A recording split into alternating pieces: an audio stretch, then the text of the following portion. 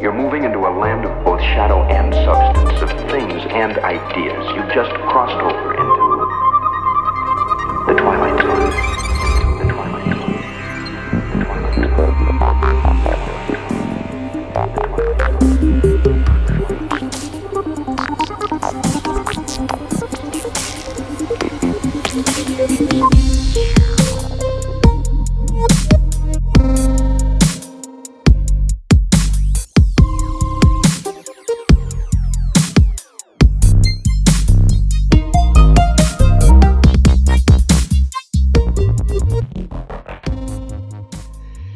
Hello and welcome to another episode of the Mastermind, Body, and Spirit Show.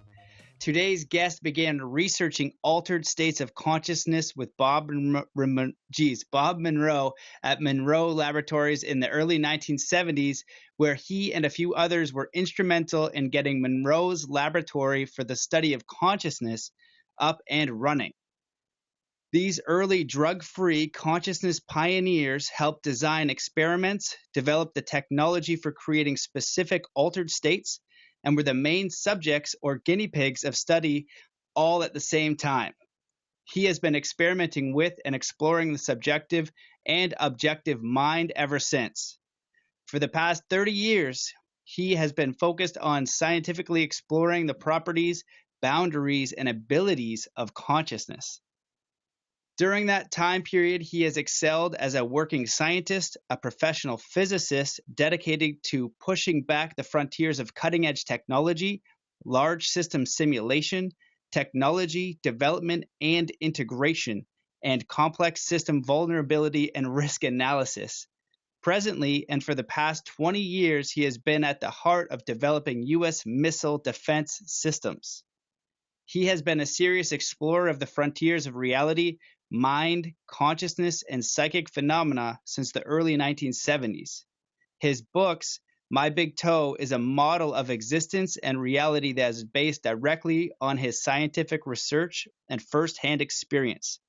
It represents the results and conclusions of 30 years of careful scientific exploration of the boundaries and contents of reality from both the physical and metaphysical viewpoints. Welcome to the show, Tom Campbell. Well, thank you very much, Matthew. Glad to be here. I think we're going to have an interesting time today. Yeah, absolutely. I'm so excited to chat with you today. Normally on bios, I'll get bios and I'll shorten them a little bit, but for yours, I knew it was necessary to definitely read it all out and just let the audience know all the amazing stuff you've been doing for a long time. Do you want to just start out with a little bit about your background, some of the incredible research that you've done, and just give a little brief history of how you've got to where you are today? Okay. Well, I hope this is going to be a long show because that will take just a little bit of time, but I'll try to keep it short. Keeping things short is a little difficult for me, but let's see how I do with this. All right. As you heard in the bio, I ran into Bob Monroe back in about 1972. And I just had gotten out of graduate school. I'm a physicist, and had just gotten out of graduate school, started my first job, and was given a book by my boss called Journeys Out of the Body. Well, that was a book that Bob Monroe had written. And the boss tosses me this book and says, Tom, read this and tell me what you think. Well, I'd only been working for a couple of months, and when your boss tells you to do something, of course you do it. So that was a little outside of my normal, requirements and where I worked. But anyway, I did that. I read the book, and my report back to the boss was, well, if this guy's just trying to make a buck by telling wild stories, he's got some pretty interesting stories. But if it's real and he's really experiencing this stuff, then wow, that's another whole part of reality that would really be fun and interesting to know about. Well, it turned out within a month after that, we find out Bob Monroe lives about 45 minutes away from where we work. So we made an arrangement to go out and meet the guy. And of course, I wanted to find out, is this guy, a shill? Is this guy just, trying to make money on fanciful books, or is he for real? So I got to meet the guy, and I found out he was very, very much for real. He was very down to earth. He wasn't trying to sell anything. It wasn't about money. Geez, he lived on about 500 acre estate, in the Virginia countryside with whiteboard fences and horses and, the whole thing. It's probably a multi-million-dollar estate. So making, $20,000 or $30,000 a year on books was not exactly important to him. So it turned out he was for real. And he had a burning desire to make this out of body experience that he just happened to him. He didn't want it to happen to him. It happened to him, and he couldn't make it not happen to him. It scared him half to death. But once he finally realized that, well, this is going to be happening to me, I might as well play with it. I might as well see what it is. So he started doing that and keeping a record, a journal, which is what his book, Journeys Out of the Body, was just his journal really on his experiences. So in any case, he had an idea that he wanted to make this science. He wanted to make it credible. He wanted to help teach other people how to do this. He didn't want to just be the strange guy that had these funny experiences. He wanted it to be more available than that. He wanted it to be real in the minds of other people. So he's also looking for a little support that he wasn't the only one. So when I met him, he was looking for some scientists to man a lab. He had just built this building, didn't really have anything in it, didn't know what he was going to do with it, but he was going to study consciousness.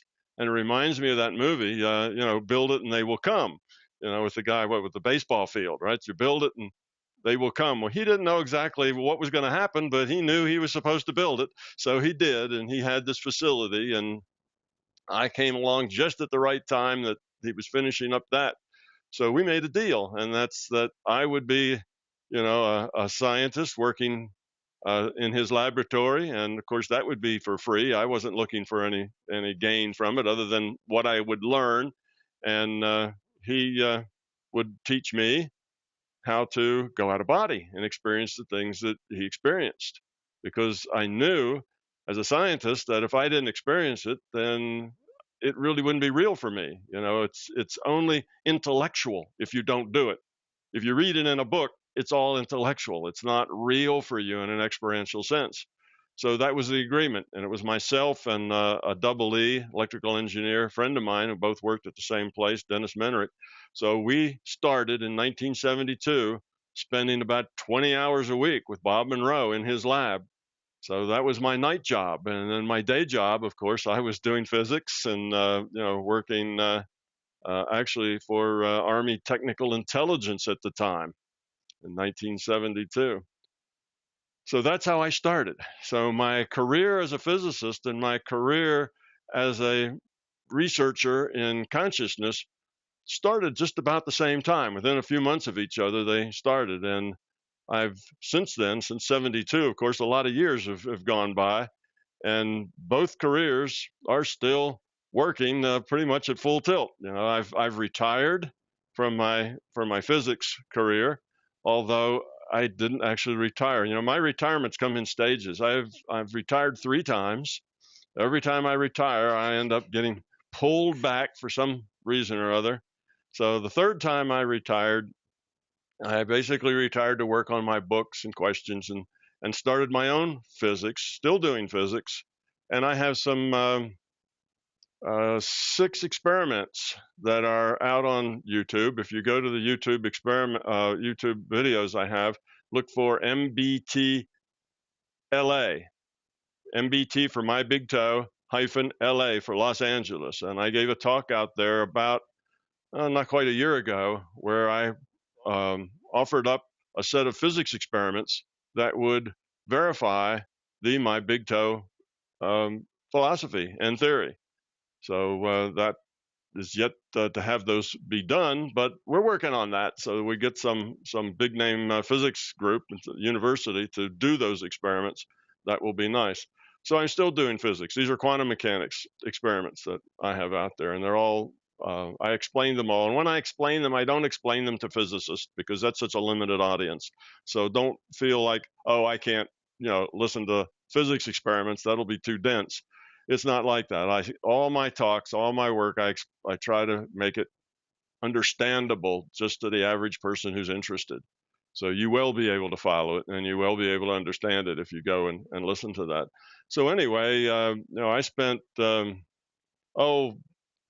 to 8 years putting in time with Bob Monroe, learning how to go out of body, learning to get around in the larger consciousness system, and probably within about a year and a half of going out, then it wasn't TMI, which is the Monroe Institute. TMI didn't exist yet. This was before there was a TMI, and this was at Whistlefield Farm in Virginia, not Faber, Virginia, where TMI is located. So this is kind of predates the Monroe Institute. Anyway, Dennis and I learned to go out of body on demand when we wanted to, and we practiced things that were evidential, because both Dennis and I were very skeptical. He's an engineer, I'm a physicist. If you can't convince us of anything very easily. We need to be able to see it and measure it and feel it, and otherwise it's just not real for us. That's the way we techies are. So it was like that. But eventually, we did so much evidential things. We did remote viewing and then checked to see whether we actually were there and could see what was there, and we got it right. We did healing with our intents.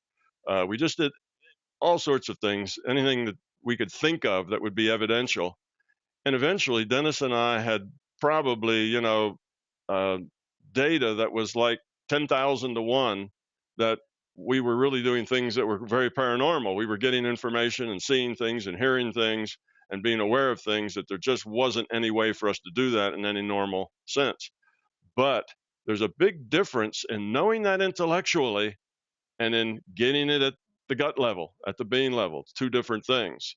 So even though I was doing it, and even though statistics said we were doing something that was thousands of times beyond what you would get just by chance, which is what it would be if it was just luck, I still didn't really believe it, because it's just hard to believe. Until Dennis and I went out one time, we were at the lab. Bob had this idea what he was going to do with us. And he said, okay, you two go out of body, meet up above the lab, and then go on an out-of-body adventure together. And the way we did this is we were in what was called check units, which is an acronym for something or other, I don't remember. But anyway, we were in a check unit, which was a little bedroom, if you will, that was completely isolated acoustically and electromagnetically. It had sheet metal in the walls that was all grounded, so there was no magnetic fields could get through. It had inches and inches of acoustic insulation between the walls, so you could go in there and shout, and outside the room, nobody would hear you. It was like that. And it had a microphone coming down from the ceiling just above our mouths. We were lying in little water beds, and I had a microphone, and we would talk, and Bob would be in the control room, and he could talk to us. That's how he guided us. That's how he explained to us what we were doing, and that's how he taught us how to go out of body. And so we were used to being out of body but still talking at the same time. It's like you're parallel processing.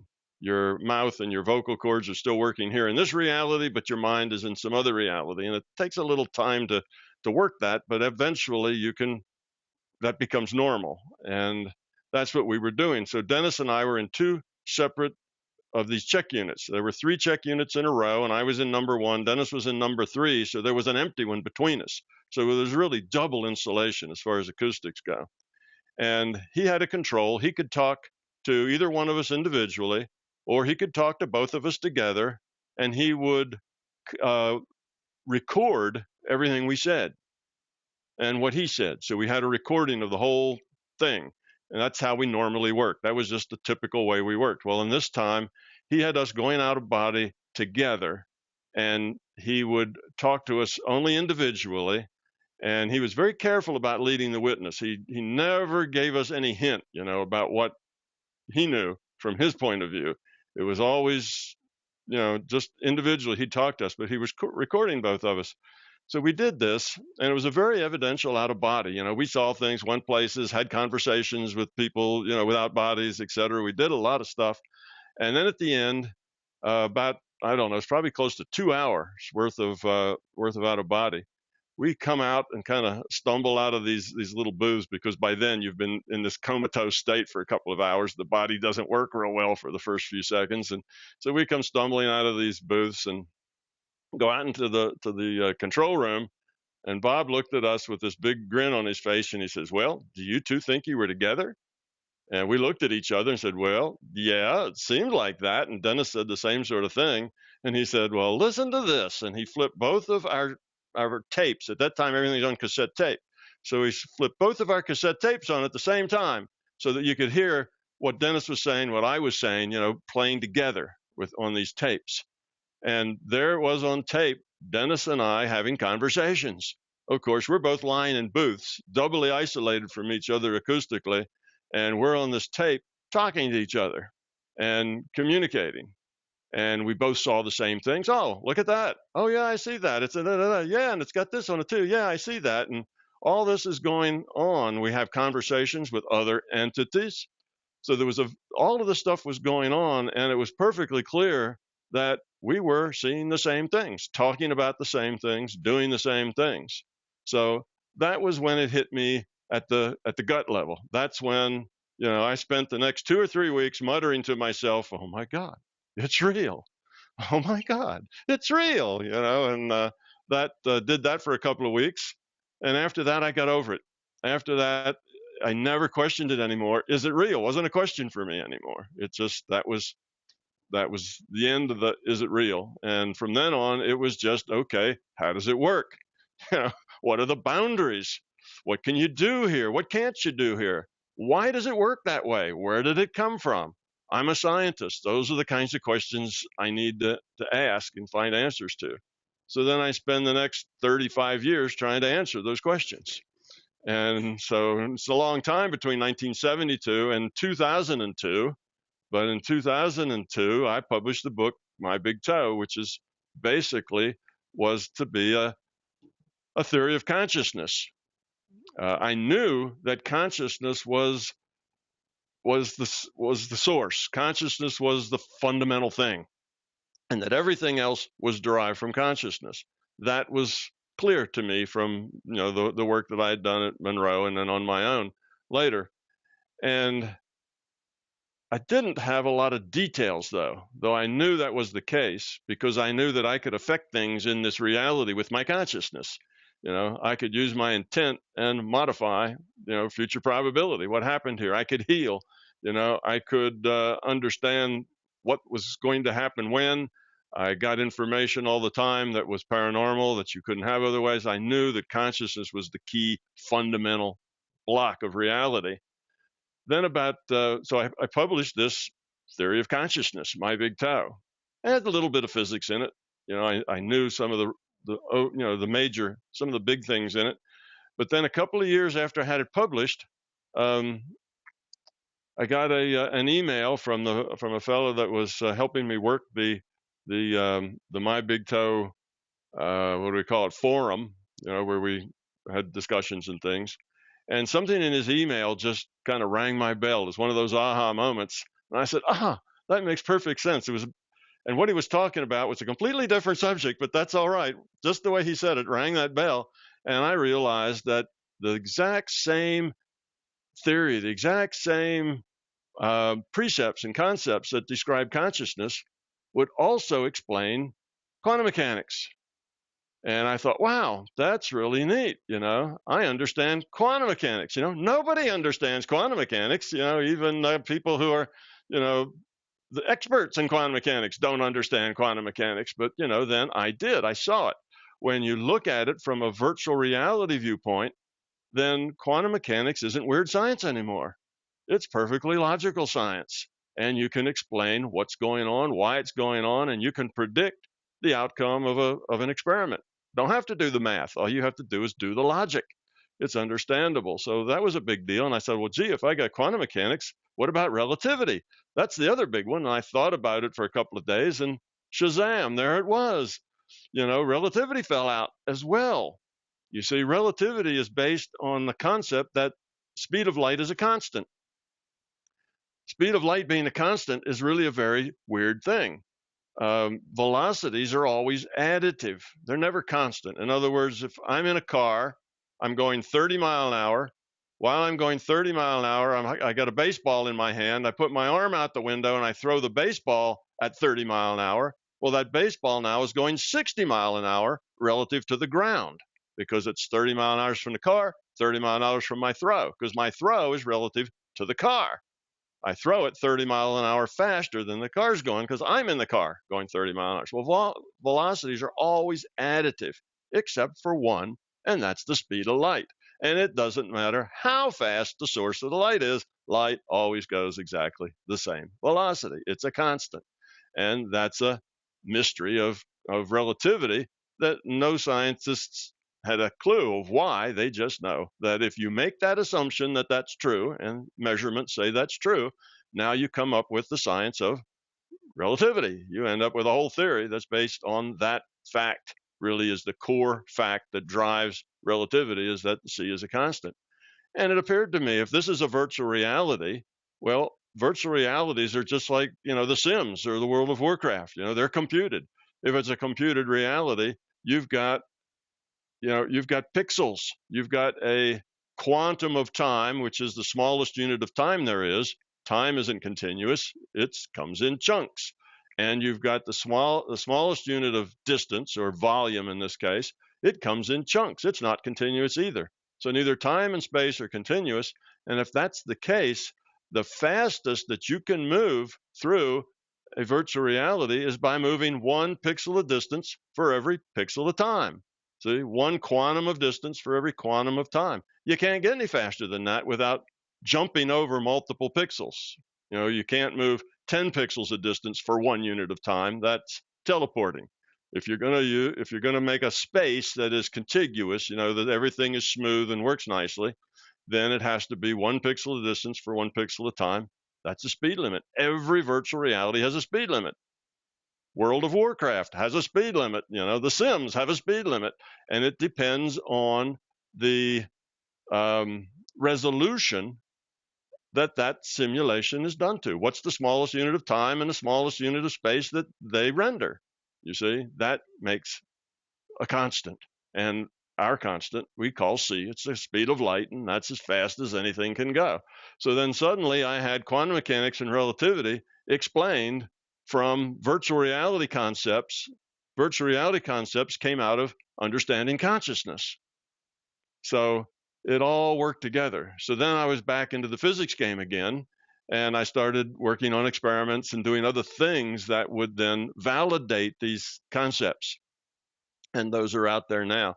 So that's kind of a long story. I know I've taken a lot of time, but that's kind of how I got to where I am now. So I'm back in the physics game, doing experiments, and I, have put up, like I say, I got like 420, 450, I don't know, I've lost count. Somewhere between 400 and 500 videos are on YouTube if your listeners want to find out more about it. Most of the science is actually on YouTube and not in the books, because the science became an aha moment for me after the books were published. I went back and added a little bit up to the books when I had to reprint them, but mostly the science is in the YouTube videos. So that's kind of where I am, and I'm waiting for these experiments to get done. And I have what's called a theory of everything, because once you understand consciousness, you really understand consciousness, you understand everything else, because everything else is derived from consciousness. That's the fundamental thing. And consciousness is a digital information system. Consciousness is about information. You see, everything. So look at our senses. We say we're conscious. Okay, you and I, we're conscious. We're sitting here having this talk over this electronic wizardry, and what are we conscious of? Well, we're conscious of just what our senses tell us, right? We're conscious of what we see, what we hear, what we feel. I'm sitting on a chair. You don't see that chair, but I'm aware of that chair. I'm conscious of that chair because I have feeling. I'm conscious of smells and tastes and all that stuff. All that is information. It's just information. Take away all the information and nothing. You're a point of consciousness floating in the, in the abyss, in a void. That's all you are. So consciousness is information. And our consciousness, our individual consciousness, of Matthew Belair and the consciousness of Tom Campbell are what I call individuated units of consciousness. We're pieces of that larger consciousness system. And there was a reason why the system created pieces, but we won't necessarily go there unless you want to go there. So anyhow, that's kind of in a nutshell of, where I started and now where I am now, and that it's really a fun place to be, because everything that used to be difficult to understand, paranormal things, well, how do people heal with their minds? What is this remote viewing? How does that work? The placebo effect. How come a doctor, gives you a story about sugar pills and it makes you, physically better? How does all that stuff work? Why is it like that? How is it that you can have precognitive dreams and understand about the future? How does that work? Where does that come from? Why are we here? What's the point of our life? Where does happiness come from? All of those things become easy. All of those things become very easy to understand once you get consciousness, and even physics gets easy to understand once you've got consciousness. So I'm now on a search for things that I can understand. I'm on a search for things that don't fit the theory, that are somehow outside the theory, because if that's the case, then there's a couple of things that could happen. One, the theory could be expanded to include them, or the theory needs to change. It's not, it's not as inclusive. It's not as good as it ought to be. Or the theory's wrong. If I can't explain everything, then the theory isn't a theory of everything. It's only a theory of some things. And, it needs to change. It needs to grow, or it's wrong and you need to start over. But that's what science is about. It's about looking for things that you don't understand and trying to figure out, how they work. So that's where I'm now, and I'm having a lot of fun doing that. And I'm going to be in Oregon and Washington and Vancouver, Canada next week and a week after, doing some talks, talking to people. And a lot of those talks won't center so much around physics as they'll center about life. Because when you understand consciousness and your purpose here, then you also understand why people are struggling, why people have problems, why life is full of pain and struggle and angst, and you can see all the root of that. So we tend to talk more about growing up and living in the larger reality, and how to approach life and that sort of thing as we do physics. It all comes out of the same set of understandings. Okay, so I'll be quiet now. That's my once over the whole thing, and we can just pick that apart in any way you like. Man, that was incredible. I would sit here and listen permanently. The longer you want to go, I will sit and receive that information. It's really incredible stuff. My mind is, just going all over the place as you're just saying each of these concepts. They're truly profound. It's amazing stuff. So what I was thinking about is you're talking about, once we understand, what is it about consciousness that we need to understand, so that everything, like in your research, you're like, once we understand this level of consciousness, things become easy. In your research, what are those things that we need to understand? And if you want to go, when you were on your amazing, incredible rant of information, and you talked about why we have individuated consciousness, I would love for you to explore that and talk about that. And then just in case, because who knows which way this could go, eventually getting to practical advice for how we can have out-of-body experiences. For me, I did a little bit of astral projection when I was younger. Lucid dreaming is something that I was able to do, but it always took a bunch of practice, and you're at a whole nother level. You're like the Michael Jordan of outer body experiences. And I picked up a basketball and thrown it at a hoop. That's kind of how I see the difference. And then picking up the nature of reality, because if you're going out of body and you're experiencing a reality or a different set of rule sets, then it changes the whole game when you come back to this rule set within the body, and how you experience everything around you if you're going to these other realms. So I don't know if I formulated one specific question, but you can kind of take that Yeah. feedback and run wherever you'd like with all that. Okay. Okay. And if you, feel like I'm going on too long about some direction that you'd rather, go someplace else, just interrupt. Just jump in.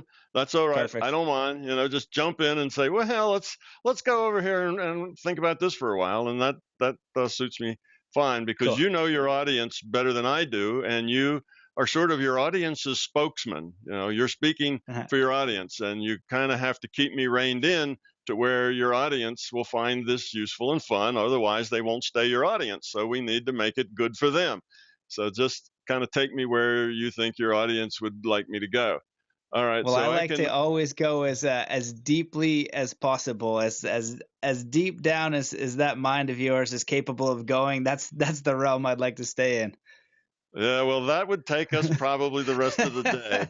When I Perfect. when I do my workshops, where I basically do a shallow pass over all of the basic concepts, I usually do that in 2 full days. All day Saturday and all day Sunday, 2 hours. That's like 16 hours.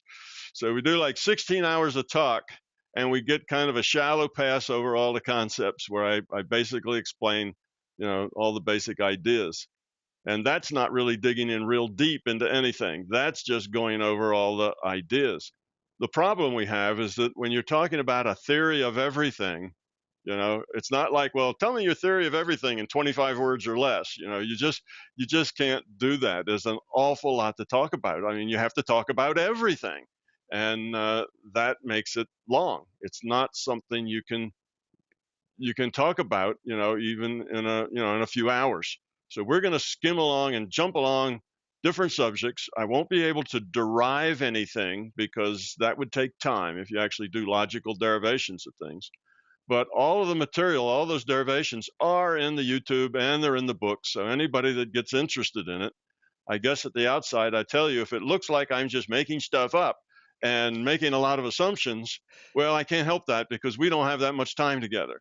But if you want to see the logic, if you want to hear the logic, if you want to say, right, yeah, okay, prove it to me, then you're going to have to go watch the videos and you're going to have to go read the books because it's in there that really is a logical derivation. There are no, wild assumptions here. Actually, the whole thing, the whole my big toe theory, including all the science, has just 2 fundamental assumptions. One assumption is that consciousness exists. Not anything really about consciousness or what it is or how it works, just that consciousness is there, it exists, which isn't really too big a stretch since, we're conscious and we think we're conscious, then it must exist. So that's not a real big leap of faith.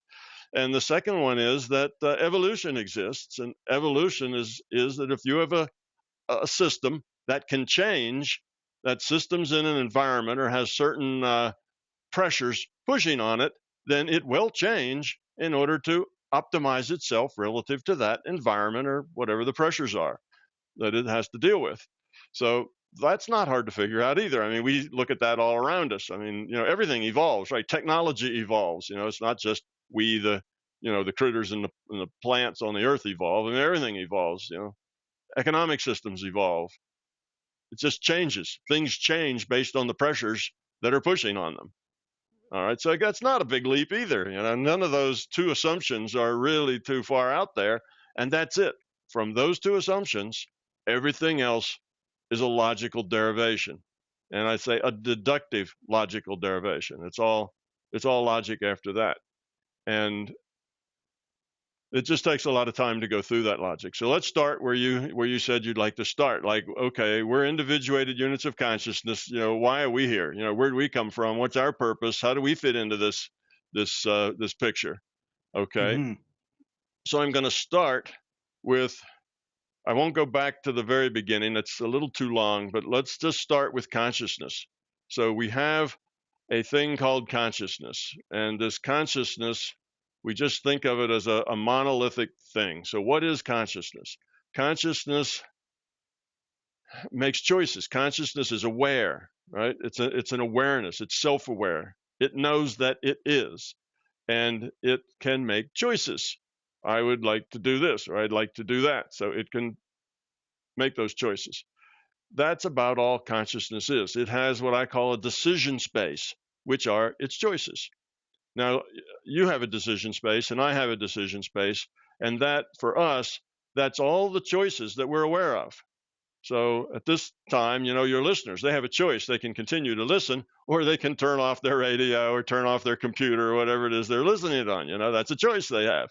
So you have choices, and all the choices that you have make up your decision space. That's your choice space. You can choose maybe 1 of 10 things. Okay, here's something happened. What am I going to do? How am I going to feel? What does this mean to me? And there's certain choices that you get to make. But there's probably twice as many choices that you have kind of theoretically, because a lot of your choices you don't even know about. And the reason you don't know about them is generally because you have beliefs. You believe that life and reality is this way. Therefore, all your choices just fall within those bounds of what you believe. And you have fears, and fears will limit your choices. Some choices you just can't go there because that's scary. So that's, you're not going to walk into that haunted house because that's just too scary. So now your choice of going in there and looking around is gone because you have fear. So you won't make that choice. Anyway, we have this monolithic consciousness system. Okay, consciousness, we said, is information. So it's an information system. Consciousness needs memory. Okay, consciousness needs processing. Consciousness needs feedback, which means it can learn. That is, you do something, that something has consequences. That's something, you can look at it and you can say, well, was that a good thing or a bad thing? Did that help me or did that hurt me? And then you can learn from that. If it was a bad thing, then you try to avoid that. If it turned out to be good, you try to do more of that. So that's the feedback. So you've got a feedback system. So we have memory, processing, we have feedback, and the last thing we need is we need some sort of purpose, something that drives us. Remember, we talked about you evolve in an environment with pressures, right? With constraints. Okay, well, in our system, in our biological evolution, those constraints are procreation and survival, right? Those are the things. If you can procreate and survive, then you continue on. You get to keep going. If you can't do either one of those well, then you become extinct and you disappear. So our evolution in biology is all about survival and procreation. Those are our constraints, I guess I should say. Well, this consciousness system is an information system. It's not about eating and outside environments. It's mostly about an inside environment. It is information. It makes choices. Now, information is order. Information requires structure. Okay, let's think of a bunch of bits. Bits just being a 1 and a 0 if we're talking about binary bits. This conscious doesn't have to be binary, but binary is just a good model for us to talk about because we understand that. So we'll talk about binary bits, 1s and 0s. If you have a lot of bits, but all the bits are just random, then there is no information. Just a bunch of random 1s and 0s don't tell you anything. Okay, now if you give those bits structure, now those bits can have meaning. That's information. If you give them structure, you give them order, that's information. And information is embedded in structure itself. For instance, if I go up, down, what's next? Up, right? Because I went up, down. Well, the next thing is up. Well, how did you know the next thing was up? Oh, well, there's information in that pattern. You see, you can make predictions based on that information in the pattern. So just structure itself, patterns, collections of things, that creates information. All right, so we have an information system, consciousness. It can think, it's self-aware. If it de-evolves, that means it loses its structure. It loses information. It's an information system. If it evolves, there's more content, there's more structure, there's more organization. There's a term, a physics term, that measures organization and structure. It's called entropy. If you have a lot of entropy, that means you have a lot of randomness.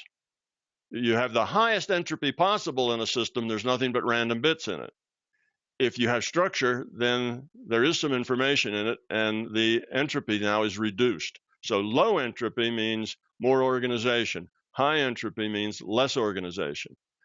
Now, the environment then for a consciousness system to evolve or de-evolve isn't procreation and survival, it's lowering entropy. Because lowering entropy means more information, more meaning, more content of the information, more choices for the consciousness to make. Okay, so we have a system, and it communicates with, it can think, communicates with itself, let's say. It can think, it can do things. It can make patterns. It can say, all right, I feel this way, or I feel that way. All right, this and that can be a 1 and a 0. Now I can feel this way, this way, this way, then that way and that way. Well, that was 4 thises and 3 that's. Now I've got a, I got a binary language going on here, 1s and 0s, right? So the system can develop its own information just from what little bit, all it has to do is be able to be in one state or another, and it's got binary. And then it can do that to make binaries in any order it wants. So it evolves. It evolves from the simple state of just a binary this way, that way kind of thing into patterns of patterns. And then eventually it realizes that it can be aware of change before the pattern and after the pattern. Well, it's got time.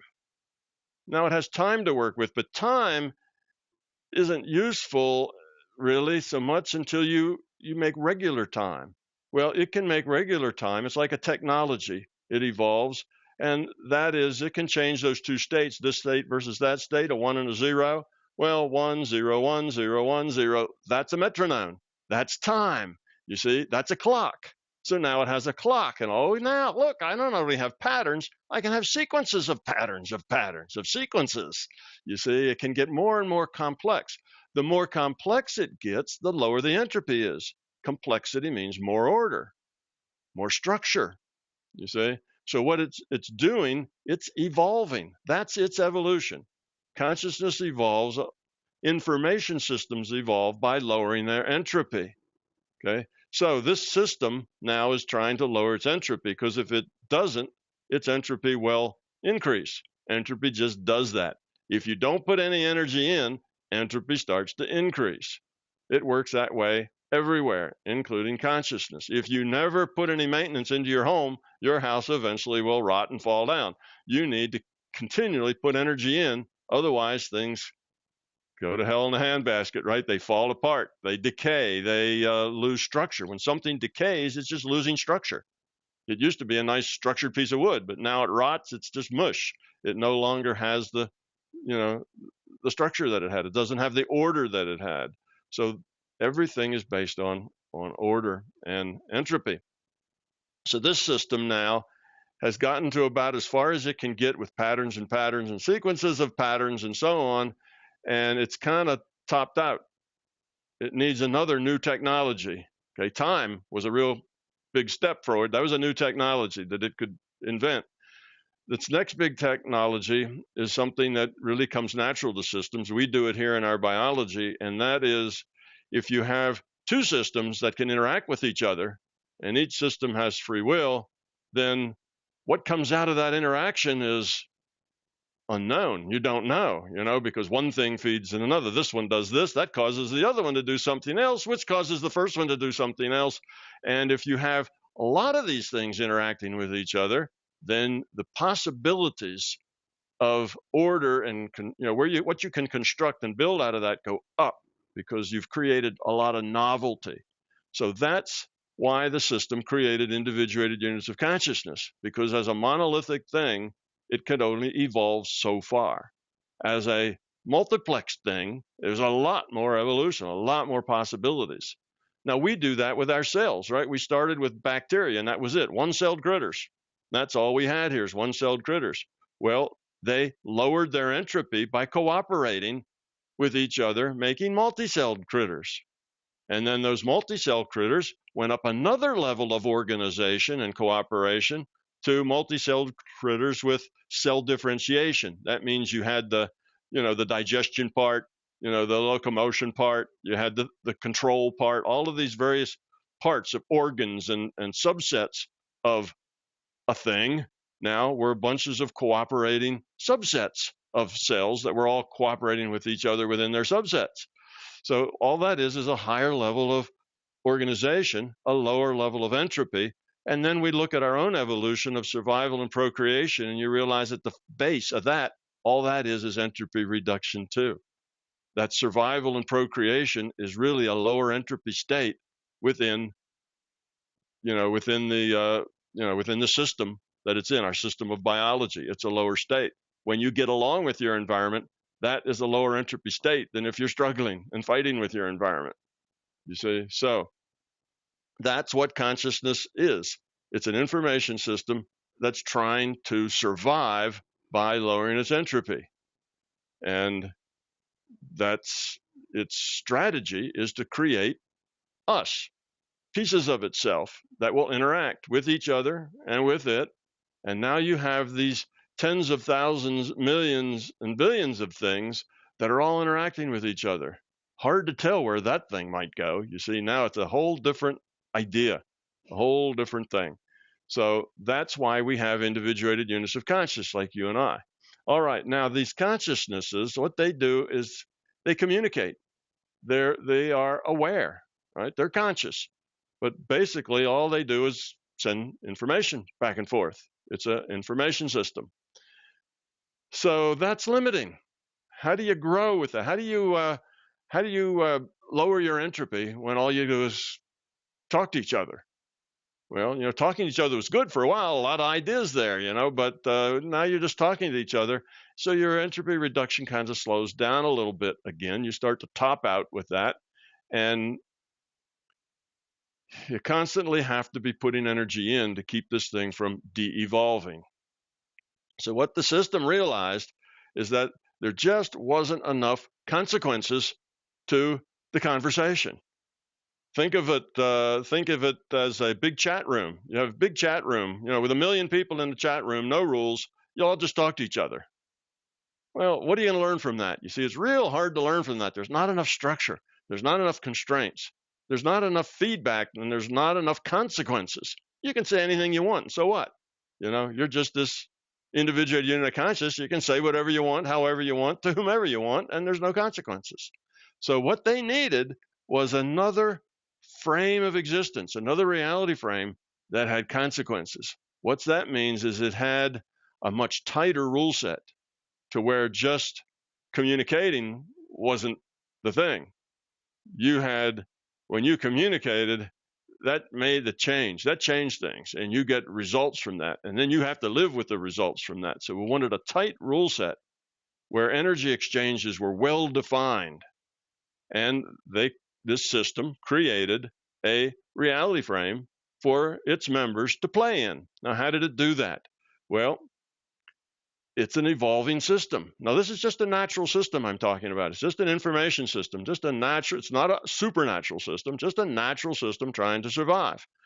Okay, so it says, let's create a virtual reality that we can log into as consciousness and have more structure, interactive, right? More consequences. So it starts with an initial conditions and a rule set. That's what makes a virtual reality, initial conditions and a rule set. The rule set tells how this communication will work. What are the interchanges of energy within the system? So it does that, and then it lets that system evolve. Well, that system probably didn't work out very well, so it probably changed some of the rules and changed some of the initial conditions and tried it again. It's all evolution. Eventually, it evolved a system that is our system, okay? It evolved a simulation that is our universe. Our universe is a virtual reality. This body is an avatar. You and I are two avatars. We're talking to each other. You see, now when people hear that, they say, well, that's crazy, that we're avatars, but here's the idea. Okay, let's talk about a virtual reality for a while. Let's talk about World of Warcraft. Okay, that's a lot. Everybody knows that, I guess. It's been around a long, long time, or The Sims, either one. Okay, let's say that we're talking about World of Warcraft. Now, here's the way virtual reality works.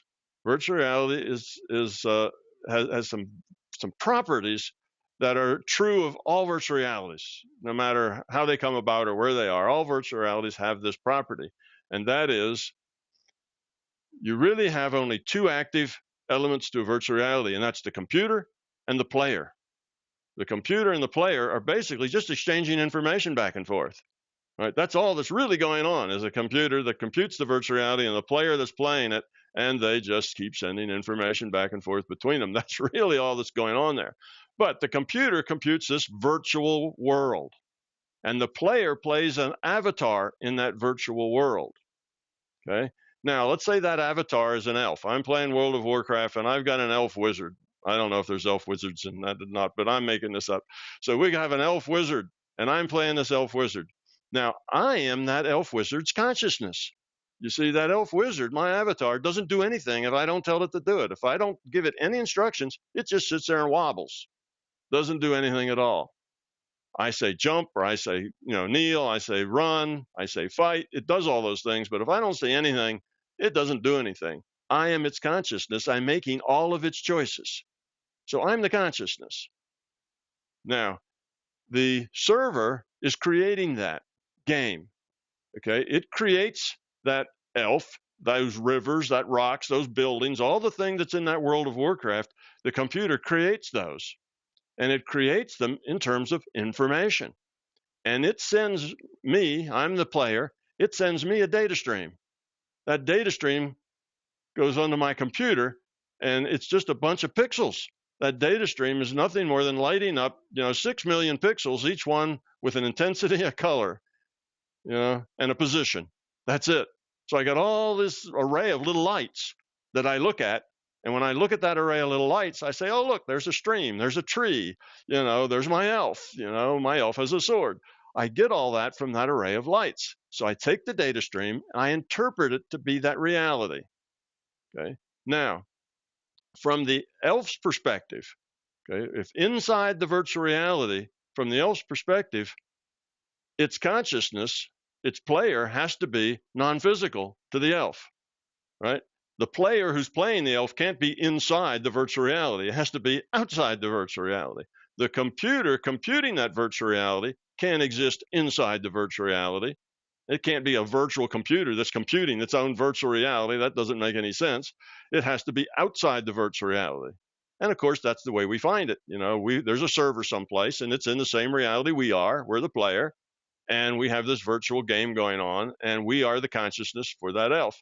All right, now bring that to us. We work the same way. So here we are with our bodies, and we're talking to each other. We see each other's bodies, and those are our avatars. We are consciousness. Our consciousness can't be in this reality. It has to be non-physical to us, somewhere else. The computer can't be in our reality. It has to be somewhere else. Well, that's true. Our consciousness, that's that individuated unit of consciousness, it's non-physical to us. That computer, that's the larger consciousness system, that's non-physical to us. But here we are. Now, what's the difference here? Well, there's two differences between World of Warcraft and our reality. One difference is that when you play World of Warcraft, anytime you feel like it, you can put it on pause, get up, make yourself some lunch, take a nature break, and then come back, sit down, and take it off of pause and play some more, right? You're not engaged in the game. You're not immersed in the game 100%. You're only immersed in it. You may feel like 100% right when you're in the heat of the battle. You're not aware of anything else going on, but then you can always withdraw from it and put it on pause. Well, the way it works is that we are 100% immersed in this virtual reality game. When we log on, everything we experience is what our avatar experiences. So that would be like if you were glued to your computer, you didn't have to eat, you didn't have to pee, you didn't have to get up, you didn't get tired, you didn't have to sleep. You were just in there all the time. 100% of your time, the only thing you experienced was through your avatar. Well, what happens is when you're in that 100% immersive game, you begin to think you are the avatar because the only thing you experience is what that avatar experiences. See, you're its consciousness. You make the choices, but it does the stuff. It's the thing that's doing. So you would begin to think that you were that avatar if you weren't aware of, had no input from anything else but that game. Well, that's what happens to us. We begin to believe we are this avatar, you see, and we're not aware of anything else other than what this avatar experiences. So we are consciousness. We're non-physical. The larger consciousness system is non-physical to us. These bodies are avatars. We're playing in a game that is made up of rules. It's a rule set. World of Warcraft has a rule set. Your elf can't fly. Well, at least my elf never could fly. Elves can't fly. They got to run to get to where they're going. You see, they can maybe hop on the back of some other critter, but they can't fly. Well, that's part of the rules. And no matter how much you tell your elf to flap his arms, he's not going to fly because the rule set doesn't support it. Well, here in this reality, I can't, jump 10 feet in the air. If I run into a 10-foot wall, I got to get a ladder, or I need ropes. I need something because I can't jump over it because that's not in the rule set. The rule set says I'm too heavy. My legs don't have enough muscle. I can't propel myself over a 10-foot wall. Rule set doesn't allow it, you see. So there's rules in the rule set. So now if somebody hits me in the head with an iron pipe, some mugger jumps out from behind a bush, hits me in the head, and gives me brain damage, that's just another constraint that my player has to play with. You see, my elf's like that. If my elf falls off a cliff or gets hurt in a battle, well, his hit points go down. I just have to play him wounded. I have to play him sick. I can't do all the things I used to do. All right, well, it's the same here. I get hit in the head, and maybe I slur my speech and drag my left foot when I walk now because I've got damage in my brain. It's a virtual brain. It's just part of the rule set, you see. And the rule set says that, okay, that part's dysfunctional. Now my consciousness has to work with an avatar that slurs its words and drags its left foot. And it now has a different set of choices. It can't run marathons anymore. You see, it can't do other things that it used to do. So we are just like that. So if you think about consciousness being information, that this is a virtual reality, your body is an avatar, you are the consciousness, and you are here in order to what? Lower your entropy, right? That's the thing that pushes the whole game. You're here to lower entropy. So we're here. What's that mean to us? That means it's about building, structure, organization, right? That's the low entropy. And look at a social system. If you look at social systems, you'll see how do you optimize a social system for low entropy? And what happens to a social system when you de-optimize it, when it goes to high entropy? Easy to tell. You have a whole bunch of, let's just do a little thought experiment.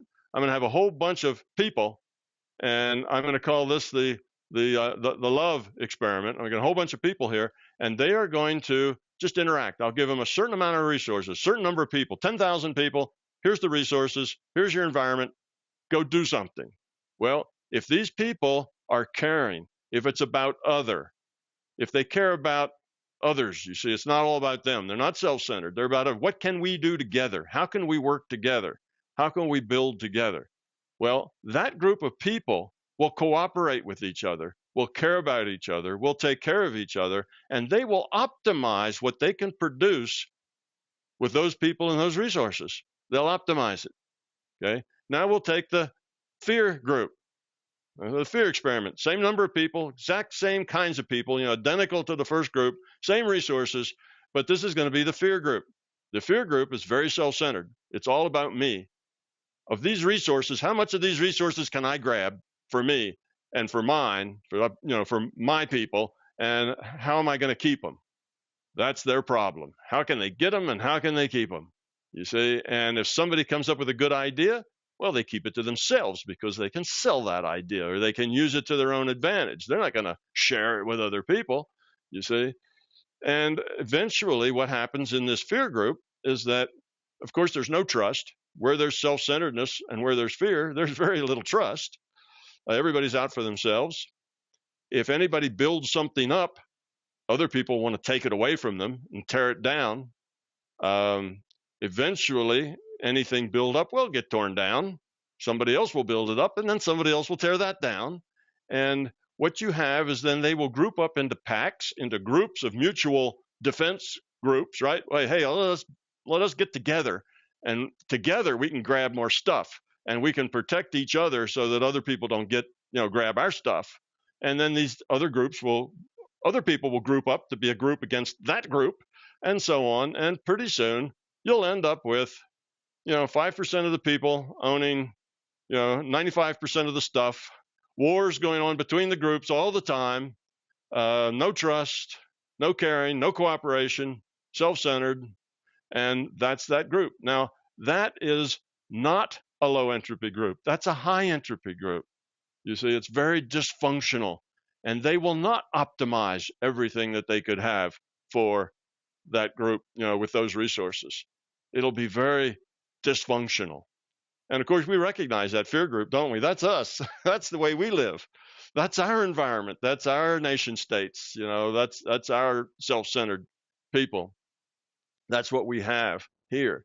Okay. So what is it that so in a social group like this, which we call consciousness system, and all of the individuated units of consciousness make a social group, right? They're beings, they're self-aware beings that interact with each other. Well, how can they lower their entropy? By cooperation, by caring, by working for each other. You see, that's how you optimize. That's how you lower entropy. That's how the system survives. That's how it evolves, by lowering entropy. So why are we here? We're here to make choices that are love-based choices, cooperative choices, caring choices. That's what we're here for. And it was hard to learn in that big chat room because there weren't any consequences. So we made this virtual reality for us to play in this game where there's lots of consequences and where we help create our future. We create our future here, and we have to live in whatever mess we make, we have to live in it. That's part of our feedback, you see.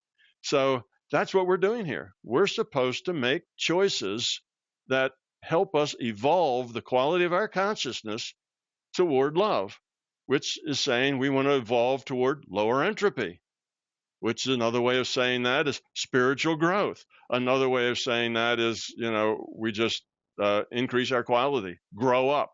That's what we're here for. And that's our point. And we have been doing this slowly. If you look back 300, 400, 500 years even, you'll see that it was a pretty rough place and there wasn't a lot of caring or cooperation. It was all gimme and greed. Well, we still have a lot of gimme and greed, but we've come a long way, baby, since those 500 years ago or 1,000 years ago. We are much better now than we were, and we are evolving, and we will eventually get there. We will eventually become cooperative and caring. It may take another couple of millennia, we don't know just how soon this will happen, but we hope not. I think there's some things that are going on, and we can talk about this later, that's going to push this process of growing up into high gear shortly, within the next couple of decades. And that could be an interesting discussion to have, but I believe that's where we're going. Okay, so now that gets us to, why do we exist? Because that's on the process of lowering the entropy of the system, which is on the process of survival and continued evolution of the system, because otherwise de-evolution is all the bits are random. Okay, and what is our purpose? Our purpose is to grow up, to become love, to make choices of cooperation and caring, not choices of fear and gimme and greed. So that's what we're doing here, and that's that's the game that we're in. Now, another interesting thing is that this is not the only game. Larger consciousness system has lots of virtual realities. All realities, and I'm saying a reality frame is something in which you can experience. That's a reality frame. The very first reality frame, the very first virtual reality, were the communication protocols that the system made so these individuated units of consciousness could talk to each other. That was a rule set. Those communication protocols are rule set. Okay, and first you need language, and that language was developed first virtual reality. When your avatar dies, okay, we talk about death for a little bit. When your avatar dies, means your body dies. It's just like your elf dying. What happens when your elf dies? Well, you got two choices. You go get another character to play, or you go resurrect that character, right? That's it. And then you get back in the game. Okay. Well, that's the same thing we do. We have to go get another character to play to get back in the game. If we want to get back in the game, we have free will choice, get back in the game if we want to. So that's the same thing here. So there is another virtual reality called the transition reality, which just helps those individuated units of consciousness that have been immersed with this one avatar for a long time to kind of reorient themselves to being individuated units of consciousness, playing a game and get them to help understand the choices they made, and were they good choices or bad choices, and did they evolve or did they de-evolve, and get them set up maybe to try again. You see, so that's another virtual reality, different than this one. When you dream, that's another virtual reality. Why do we have dreams? Because we work all day, all night. That's our job, is to grow up here. So we make choices here, and then when our body is kind of rebuilding itself and getting rid of taking out the trash while we sleep, then we still work, but we work in a different reality frame with a different rule set. But we're doing the same thing. We're making choices. And by those choices we make in our dreams, we evolve or we de-evolve the quality of our consciousness. It's just another reality we play in, you see. And when you go out of body, you're in another reality frame. What do you do there? You make choices. You make choices, you evolve, you de-evolve by the quality of those choices you make. It's like that all over. Now, there are reality frames that have tight rule sets, like our physical universe reality, virtual reality, and there's dozens of those. I've been to many of those different reality frames. And those I call, just tight rule sets. Everything, every energy exchange is defined in detail. You go to like the transition reality, the dream reality, those rule sets aren't so tight. In the dream reality, I can jump over a 10-foot fence. I can fly if I want. I can teleport. I can do all those things in a dream reality because the rule set isn't that tight. It's got a much looser rule set. Transition reality has even less than a dream reality. It doesn't have a lot of rules. It's just got a very specific purpose, and it has just enough rules to work that purpose, and that's all it needs. So there's literally hundreds of virtual realities that we can play in if we wish, but most of us are just kind of trapped here in this physical universe, virtual reality, because we are immersed in it. Okay, but we are consciousness, you see. We are consciousness. So though we can't, we can't take our avatar with us into some other reality, but that doesn't mean we can't take our consciousness into some other reality. We are a piece of that larger consciousness system, and we can travel around in that and do what it does. And, we have a much bigger reality to live in than just this virtual reality that we're logged into. It'd be like playing a game of Sims, and your Sim character finds a doorway that it goes through, and when it goes through that doorway, it comes out in the World of Warcraft.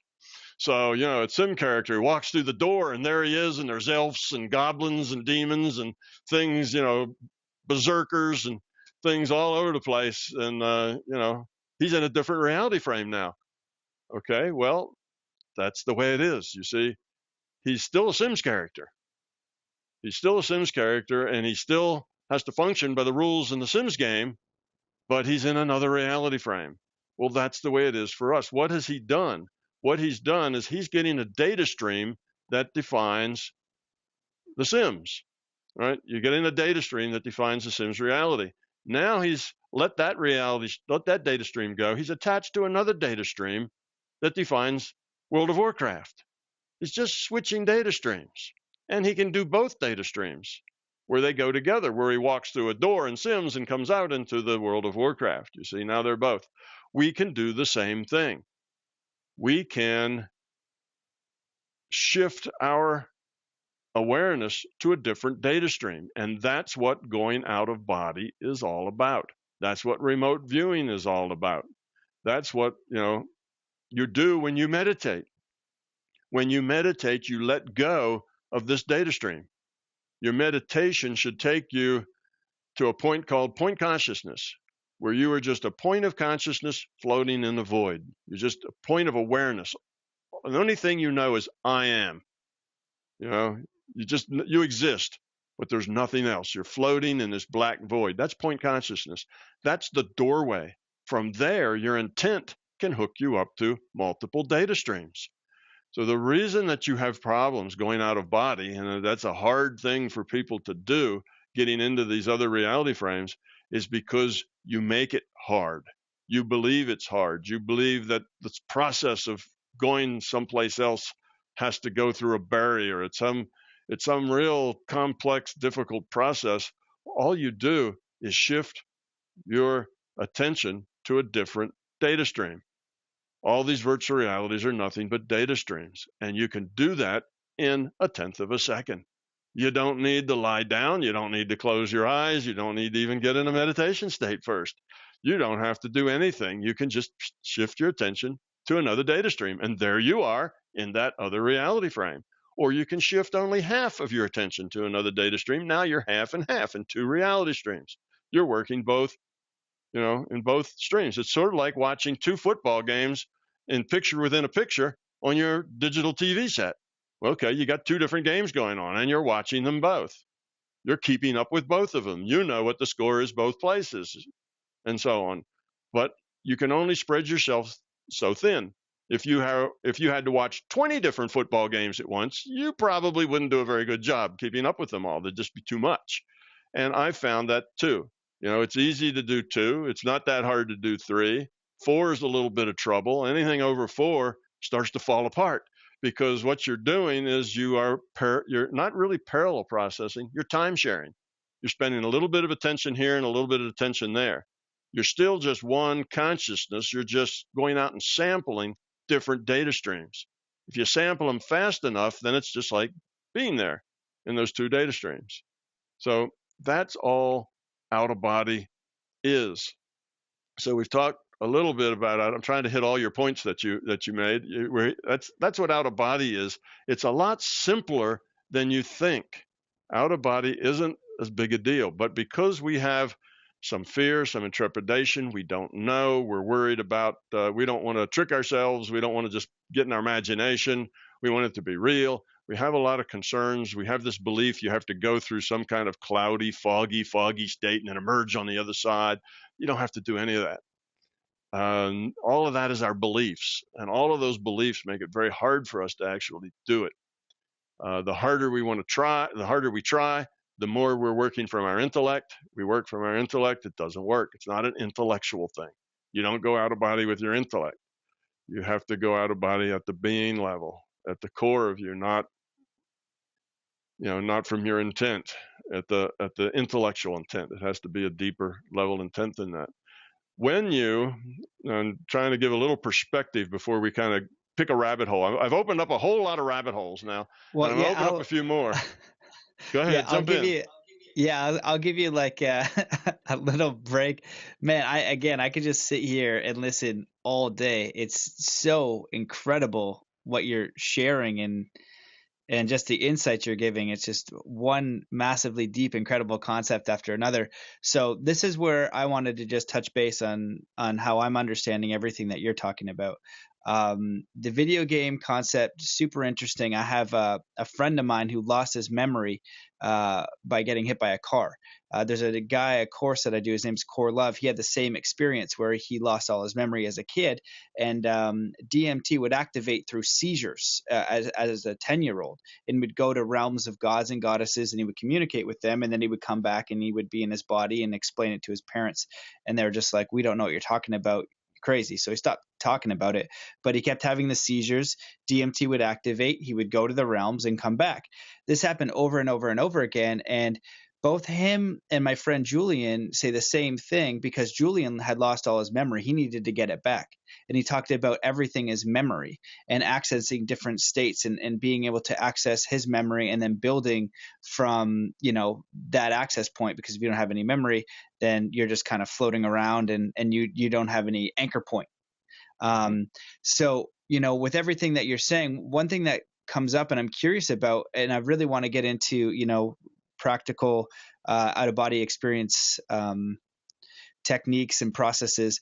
But like, what is your take on the ascended masters, people like Jesus or Buddha or even Yogananda recently, who can do these things? And you're pushing it yourself, being able to access these different realms, and you hear these speakers talk about this.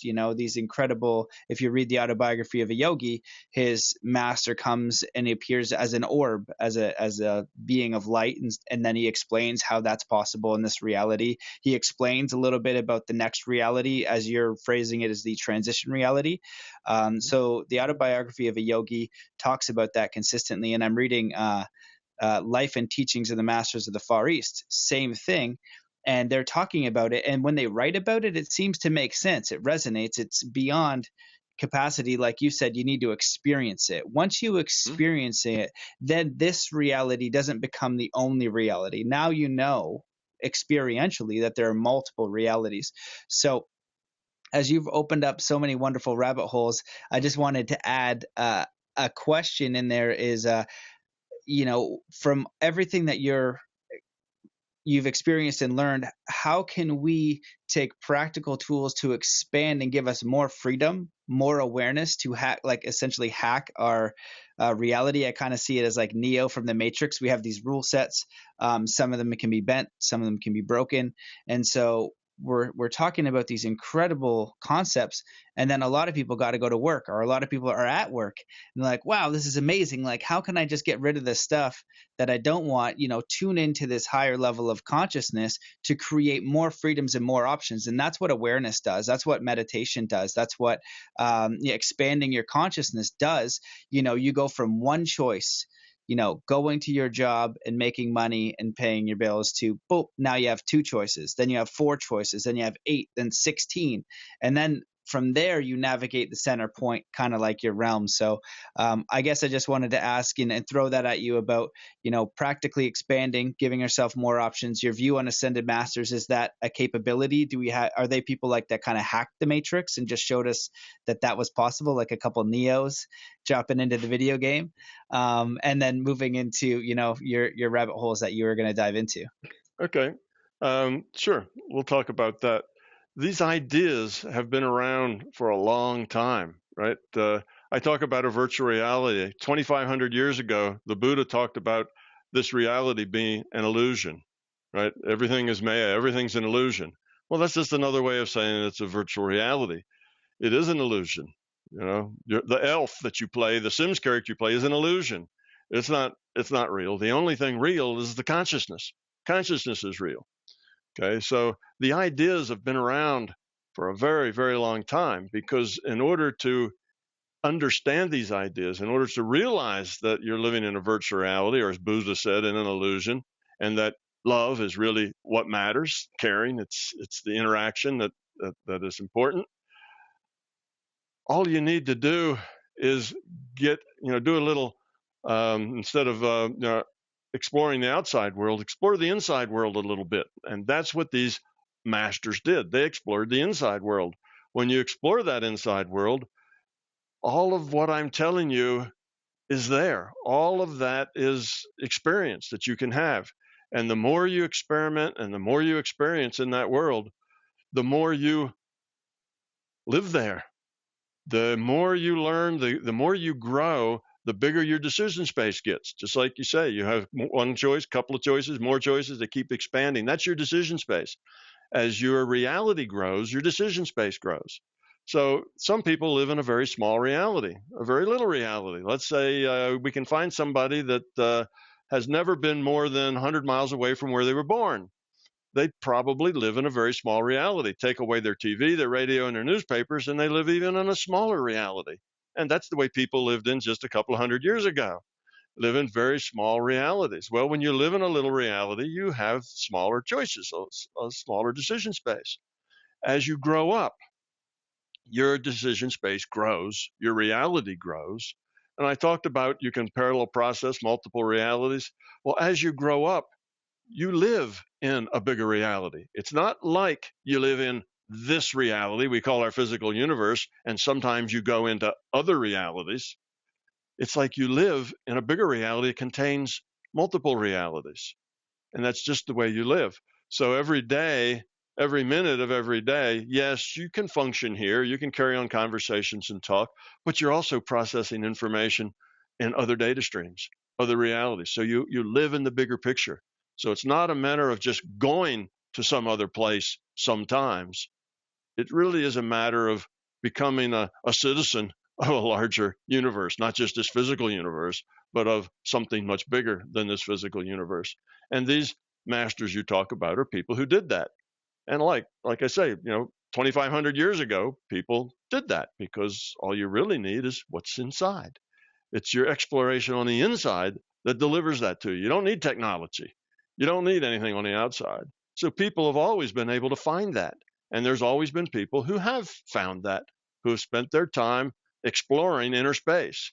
And they have come to similar conclusions. That's why you can read, from the time writing was around, up to now, there are people around who are doing that, who have done that. And sometimes they share it with other people, and other people learn. Buddha had a little following that walked around and with him, and many of those people attained what they called enlightenment, where that means they just saw a bigger picture. They just started living in a bigger picture with a bigger decision space. So yes, there are people like that. And you get there just by growing up. And how, the way, I guess I should say there are steps, there are things you need to do to get there. The basic thing you have to do is get rid of your fear. You see, we are constrained by our fear. Our fear creates ego. Our fear creates beliefs. So we have fear creating ego and beliefs, and those things are like a wall that we build around ourselves. They shut down our choices.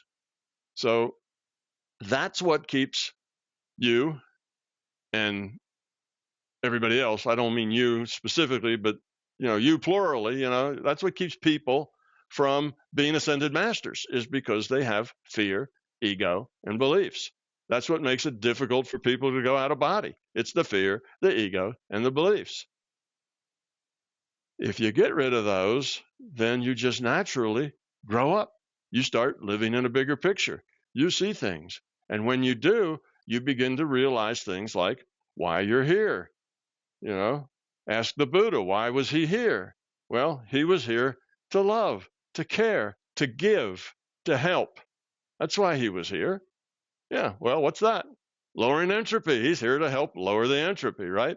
So people find that out, and when they find that out, then they have a higher quality of consciousness. They are evolving themselves, and they tend to want to help other people do the same. So you do have ascended masters, and you call them ascended, I guess, because they're dead, right? Isn't that what makes them ascended, or they ascended while they're here? I'm not sure how the word ascended is used, but in any case, they're connected at a higher level, right? And that's natural. Everybody can do that. Everybody can be that. It's not like they're special beings that were just sent here to do that, and us normal people can't. Anybody can do that. You just have to grow up. Matter of fact, that's what we're supposed to be doing here. That's kind of your model, if you like. That's what we're supposed to be doing. We're supposed to understanding that love is our goal. Caring, if it's not about us, you see. And when we do that, we just live in a bigger world. And again, it's not that you live in this world and go to those bigger worlds sometimes. You live in a bigger world that includes multiple reality frames all the time. For instance, somebody comes to me and says, oh, my Aunt Susie just got bad news of, she has cancer of the gallbladder or something. Would you help her out? And goes on to tell me about Aunt Susie and what a wonderful person she is and yada, yada, yada. But after the first 10 words they told me, I already was with Aunt Susie. I'm already seeing what her health issues were and why they were and kind of the circumstances around that and, how severe the cancer is and really if I should help or should I let it alone. And if I should help, then I'm start working on her before, the person talking to me gets very far. I've already done that because I'm plugged into both of these, to multiple realities. I can work with Aunt Susie and hold a conversation at the same time. That's just natural. It's not like that is a big deal. It's not like I do that and somehow I do this other thing. It just is part of a bigger reality. You live in a bigger space. So it's not a, it's not a thing that you do. It's a thing that you are. It's a matter of being, not a matter of doing. So it's not that I have to arrange that or anything. It's just all available. And you live in that space all the time. So that's just an example, but so everybody can do that. Yeah, I was just gonna say, I like that the point there is what you're saying is that we all have the ability to do it. And so, Yes. Jesus said that, Buddha said that, all of them said yoga, and all of them are saying that. It's like what we have done, everybody can do. We did it, and we're showing you how we did it. It's Right. not, and you're saying the exact same thing. Yeah. The key is get rid of your fear. That's the key. Get rid of your fear. When you get rid of your fear, the ego and the beliefs go away. And once that goes away, you've taken the walls down. Now you just have to look around and see what is and learn to live in it. It's, I guess it'd be like if you were in a prison. You were born in a prison and you've been in a prison all your life and you've never been out of your cell, you see? And that cell is basically your fear, your ego, and your beliefs. You're living in this cell. And if you can give that up, your cell disappears and now you're just out in the rest of the whole world and all you have to do is learn how to live in it. You see, it's not really magic. You just have to get the cell to go away. But most of us are trapped with our fear and with our egos and with our beliefs. And that's what constrains us. So it's that, it's that easy conceptually. Of course, it's not that easy practically. Getting rid of fear is not a trivial thing. Here's a good way to go about it, though. I can give you a little bit of a process for finding that fear and getting rid of it. Fear is hard to find because we take those fears and we stick them under the rug so we don't have to deal with them. So they're hard to see because our intellect, one, is ignoring them on purpose. And secondly, we've got them hidden real well under that rug, so they're really hard to find. Our beliefs are the same way. Beliefs are really hard to find because once we believe it, that's just the way it is. That's part of our reality. Anything outside of it just either doesn't exist or it's a anomalous point or we just toss it off. It's not there. So beliefs are hard to see because whatever we believe, to us, that's just non-questionable truth. It's just the way it is. You see, things are that way. Well, so beliefs are hard to find. But ego is easy. We can find ego anytime very easily. How do you find ego? Anything in your life, anytime you feel negativity, stress, anxiety, anger, dislike, all those negative things, all the negative feelings, jealousy, contempt, we go through, we could probably list 100 of them, all the things that are on the negative side, all the things that aren't peace and love and caring and cooperation. Anytime you feel anything negative, anytime you get upset, anytime you become annoyed, that's ego. If you didn't have that ego, you wouldn't be annoyed, upset, or angry. That's ego. Okay, now that ego is attached to fear. You don't have that ego just because ego, jumped on you one day. You have that ego because you have fear. So once you find the ego, you can find the fear that creates that ego. So if you get angry, you need to stop and say, what's pushing that? Why am I angry? And immediately, of course, you'll blame somebody else. Oh, I'm angry because that person just called me a fool. That's why I'm angry. They make me angry. Well, no, you have to realize that your reaction is your choice. It's not their choice. They can't make you feel some way. You feel some way because that's your choice. First thing now is to take responsibility for who you are and what you are. Nobody makes you angry. You choose to be angry. You choose to be angry because you have fear. You have fear that somebody just belittled you. You have fear that other people will see you as less. You have fear that you're going to lose something that you had, whether it's stature or whether it's money or what. You have fears. It's that fear that creates that anger. Without the fear, there wouldn't be any anger. After all, what that person says, that's them. It doesn't have anything to do with you. Your anger has everything to do with you. It has nothing to do with them. You see? So we take responsibility for who we are. We find that reason why we're upset, why we're angry, why we're annoyed, and there's always a fear at the root of that? Well, that at least lets you find the fear. That kind of pulls the rug back and lets you get a look at it. But you still have to get rid of it. And you get rid of it by having a strong intent to do so and by working on it. When that fear comes up and that person pushes your button and you start to get angry, stop and say, I feel that anger coming up. I don't want to, it's not that I want to cover it up. You see, you can act more civilized. You can push that anger right back down and smile and be nice and not show that anger. That's not it. We're not talking about acting here. We're talking about being. You got to get rid of that anger, not suppress it. If you suppress it, it just makes things worse. Now you got another thing to deal with. You got to get rid of the anger, not suppress it. You get rid of it by dealing with the fear. And you deal with the fear by first accepting it. All right, there's a fear. Think about how that fear interacts in your life. It makes you angry. It makes you upset. It gives you ulcers. It keeps you awake at night. You can think of all the things it does. It ruins your relationships. And then when you see all that stuff that it does, then you can just work harder on letting it go, just not having that feeling. Eventually, if you want to not have that feeling with enough sincerity for long enough, it will just go away. You can beat it. It just takes time. The first one that you conquer, the first fear you conquer will be the hardest one. That may take you a year or two.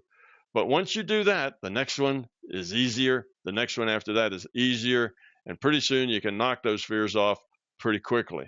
So that's what you have to do. You want to be an ascended master? Well, get rid of your fear. Once you get rid of your fear, then you live in a bigger reality. You get rid of that ego. And then it doesn't matter what people do. You never get angry. It doesn't upset you. You're not fearful. You're not upset. You don't have stress. You just live in a good space. You're happy. Life is full of joy. What does that mean? That means you're a person of low entropy. Remember all that anger and fear and stuff? All that's high entropy stuff. All that's churning and churning. That's not together. You're not productive that way. And what you'll find is all your relationships will suddenly get better. With your kids, with your coworkers, with your spouse, all your relationships will get a whole lot better because it's not about you anymore. It's about them. What can I give? How can I help? What can I be for them that they need? You see? It's not about what can they give me? What do I need? Am I getting what I need? How can I get more of what I need? How can I make them do what I want them to do and be what I want them to be? See, all of that's ego. All of that's self-centered. When you get rid of that, life is joyful. Life is fun. And you start living in a bigger reality. The more and more you work in that bigger reality, the more, things become obvious to you. You understand how people are feeling and what they're feeling. You don't have to even ask them. They don't have to tell you. And then you're kind of actually aware of what they're thinking too. And then you're aware that the Aunt Susie is ill and why she's ill and how you can help her. And things just naturally kind of fall into place. So it's not that you have to go out and learn how to be an ascended master. You just have to be one by getting rid of your fear. And that's what they did. And they did it the same way that you have to do it. They started with, exploring their inside space, getting to know it, getting rid of their fear, growing up. And that's what we're all supposed to do. So someday we'll all be ascended masters, you see. We'll all be cooperative and caring and understand what this reality is about. And we'll live in bigger pictures. That's kind of the point of it. So it's not that you have something else to do. It's not that there's a prescription. Here, do these things, and at the end of 6 months, you'll be an ascended master. It doesn't work like that. It's not doing, it's being. You have to be differently. And when you be differently, you're not the same person anymore.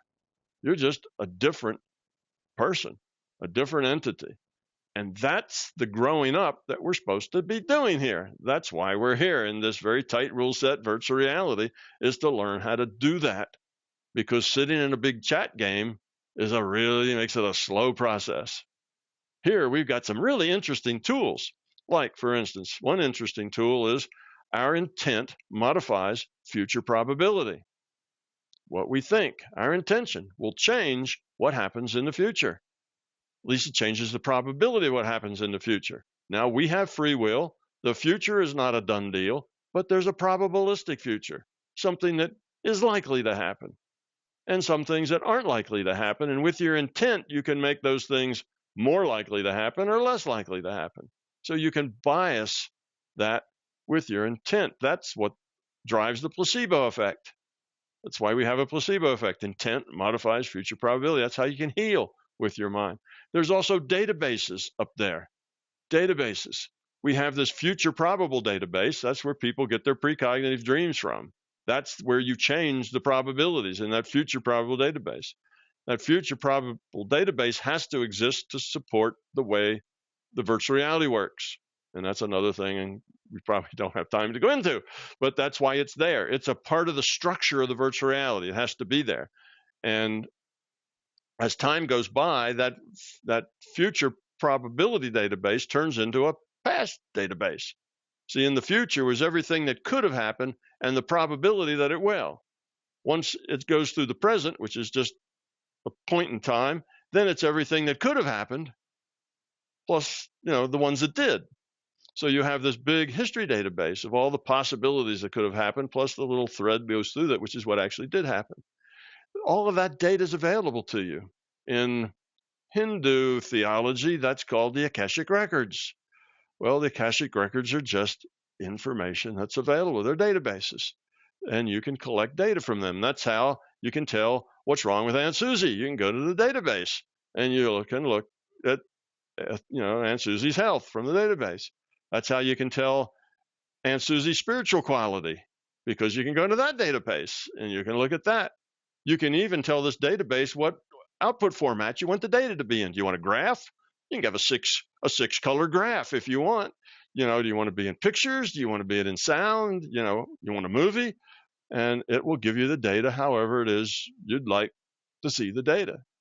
It's a great database, and you just access it with query. Your query is your intent, and all that information is available. What keeps you from accessing it?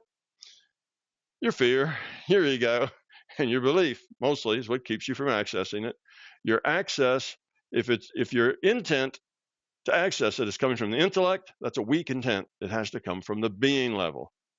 And people who are very left brain and live out of their heads go, what's a being level? They just live out of their heads. They're an intellect. That's all they are, is an intellect, and they don't understand they have a being level. Some of them who are really kind of deep down that end of that line, they don't even know they have feelings. You have some people that feelings, I don't really have any feelings. I really don't have any emotions. I just live out of my head. I'm logical. Well, of course, that's not true. They do have feelings. They do have emotions, and they're anything but logical. They just think they are logical. Most humans are not logical. We do whatever we do, and then we try to justify it by making up some sort of logic to justify it. But mostly, we don't do things that are logical. Anyhow, that's maybe I've answered some of the things you wanted. Maybe I've gone a little further, but I'm going to let you jump back in and see if you can't steer this some other place. Yeah, no, wonderful, man. Again, just such amazing insight. You're kind of mirroring what I've been talking about on the podcast quite a bit. Is for me, enlightenment or that expanded awareness is simply two things. One is radical responsibility. Every single thing that happens to you in your life and your experience, you take responsibility for, because if you don't, you're a victim. You can't be a creator. And the second characteristic I'm finding with interviewing people like you all the time is that they're of service to others. It really is. They go from selfish to selfless. How can I serve? How can I grow? How can I give? So again, you're just mirroring, and that doesn't happen in the mind. It happens in the being level. You right. Either are doing that or you are not doing that. So I think you either are being that or you're not being that, because there are people who are pretty good actors. You can act that role. And that's different than being it. You can act like a nice person. You can act when something makes you angry. You can stifle that anger and smile, and you can act nice. And we all learn that. We call that manners. We have these manners where we suppress a lot of our, what we feel, and we just do what is socially acceptable most of the time. And that acting makes us more civilized. We get along better because of those manners, but it doesn't help us grow up any. You see, manners aren't a growing thing. Manners just make us more civilized. They help us act better, but they don't help us be better. You have to not be angry because you're just not, because whatever was said or done or whatever is not about you. You see, it's not, there's no anger involved in it. You don't have any ego attached to it, no fear attached to it, no belief attached to it. That's why you're not angry, not because you suppress it. So it's a matter of being, not a matter of doing. And we in this kind of left brain dominant world that we live in, we want to solve all the problems by doing. We want to get out of body by doing. We want to grow up by doing. We want to get rid of our fears by doing. We want to do everything by doing. We want to do something. But doing is not really what it's all about. It's being. You have to be different, not do different things. Okay, the intellect is a good tool. It gives us direction. It helps us take steps and move in the right direction. But if at the same time we're not changing at a being level, it just makes us more civilized, to be polite. It doesn't make us more grown up. So there are people who are good at faking it, if you will, or good at smiling when they're really not happy, and at pretending to be a lot more grown up than they are. Sometimes they even tricking themselves, not just tricking others, they tricking themselves as well. But that's not what it's about. It's not about behavior. It's about what's inside. Now, what's inside does change your behavior, right? If you're love and peace inside, then you behave differently than if you're not. But it's a matter of changing yourself at a being level. That's the key thing, because most of us want to go out and do something, and that really doesn't get us there if we don't take the next step, which is to take responsibility. We are who we are because those are our choices. Now, what am I going to do about that? Well, first step then, get authentic, right? Don't be just polite. Don't be just an image. Get authentic. Own it. All right, maybe it's not too pretty. When you're authentic, there may be some ugliness in there. Own it. That's you. Live it and own it. And then if it bites you, if you don't like that because that ugliness hurts your relationships and hurts other things, then change it. Get rid of it. Don't cover it up. But you can't even deal with it if you're in denial that you have it. You see? So that's where most of us are with our fears. We're kind of in denial that it's really the fear that's the problem. Somebody else, that person makes me angry. It's not my fear, not my problem. That person does it to me. So yes, you got to first get authentic, and you got to own it. Then you got to change it if you don't like it. That's kind of the key. Now that's, again, easy to say, harder to do, but you've got all the rest of your life to work on it. It's not like it's a time test. It's a lifetime job. Well, actually, it's more than a lifetime job. It's a multiple lifetime job, but there's no time like the present to get working on it. Yeah, 100%. You actually touched on a point that I was going to bring up. Is we're talking about the ego, or it's just people are going around with masks. There's a very real lack of authenticity from day to day, to people, and just being real and honest and humble with where you are. And if you can start to be that way, you're going to uncover your own layers of your own inauthenticity. But people are walking around with masks on, an in large portion, and it takes a lot of courage to walk without one, Yes. to express yourself honestly, to move forward. And when you can start to do that, you're going to have an internal change, and then your reality is going to change as well. Exactly right. And one of the questions I had is with moving towards this group collective consciousness. I just had Roger Nelson on from the Global Consciousness Project, and he talked about the noosphere. And, basically it's the collective consciousness of everybody affecting our entire reality and measuring that. From your perspective, do you see a consciousness shift coming in where we can maybe more people experience the reality that you're experiencing to be able to access these different states, or anything along those lines, right? We hear, words about evolution or expanded consciousness. Do you see that coming down the pipe for humanity as a whole? I do. I see some big changes coming in what I would call the near future. Of course, when you're talking about consciousness evolution, that's measured in millennia and centuries, but so when I say in the near term, though, I'm talking about as near as maybe a couple of decades. Maybe within a couple of decades. Certainly within 3 or 4 or 5 decades, but I'm hoping within 1 or 2, we're going to have a major shift in awareness. And I think what's going to drive that shift in awareness, this will be surprising to you, I suspect, and the listeners, is physics. Physics is going to be the driver, you see. And why is that? Well, I call the physicists the high priests of Western culture. Physicists now replace the high priests. You see, we had high priests a long time ago, and the high priest's job is to tell everybody else what to believe, what's true and what's not true. Well, that's what the scientists do today. Scientists tell us what to believe, what's true and what's not true. If the scientists say, oh, that's bogus, well, then that's it. It's bogus, and most everybody will believe that that's bogus and so on. So scientists are now the new high priests. And this idea of virtual reality that I was talking about, and I told you earlier that it does better physics. Well, that's true.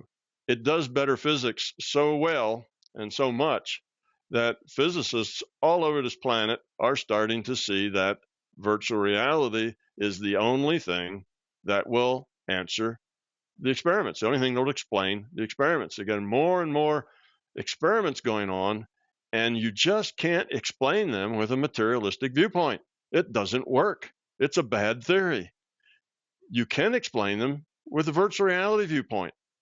You see, understanding just what we went through, consciousness is fundamental and so on. If you have that viewpoint, then you can understand these experiments. So physicists are picking up on that.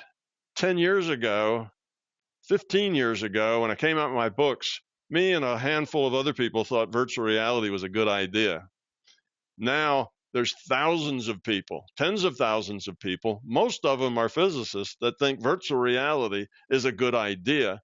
And it's not because that's a becoming fad, it's because nothing else works as well. So here's the kind of the paradigm shifts that are coming as I see it. When physics gets to the point that they say, we're living in a virtual reality, and here's all the experiments that show that that's it, and that becomes a fact, you see, because physics tells us facts. When living in a virtual reality becomes a fact, then that will be like throwing a hand grenade under the, in the tent. That is going to change everything. One, they're the high priests, so everybody will believe that. Secondly, even a 3-year-old will have enough logic to say, well, where's the computer? Who's the programmer? Where's this virtual reality come from? You see, virtual reality has to be outside of the reality. So as soon as physicists say this is a virtual reality just because their physics experiments tell them that, everybody else is going to look at that and say, well, wait a minute, who's the programmer? Where's the computer? The physicists won't actually, well, they do know it, but they'll try to downplay that. But what they're saying is that our reality is computed someplace else. There's a higher level of existence than us, you see. Now, that's a big deal coming from the mouth of physicists. That changes everything. And when they change that, this idea about, who's the programmer, because they won't think of this as a not programmed reality, an evolved reality instead of programmed. People will think of a programmer. Right away, you're going to have a bunch of religious people jumping on board that boat saying, my God's the best programmer. No, my God's the best programmer. We're going to get into, that sort of thing. But if we have enough sense to get through that and say, this isn't about a programmer, this is consciousness is the programmer.